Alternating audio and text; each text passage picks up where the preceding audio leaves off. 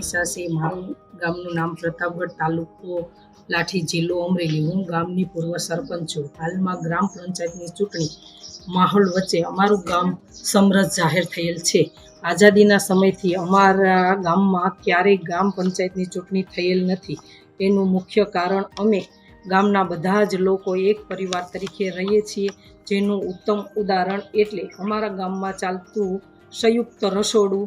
વૃદ્ધ વડીલો એકસાથે બેસીને જમી છે। વિકાસની વાત કરું તો અમારા ગામમાં ઘેરે ઘેરે પાણીની વ્યવસ્થા, ગટરની વ્યવસ્થા અને ડોર ટુ ડોર કચરા કલેક્શનની વ્યવસ્થા, અને અમારા ગામમાં દરેક શેરીમાં વૃક્ષનું વાવેતર પણ છે।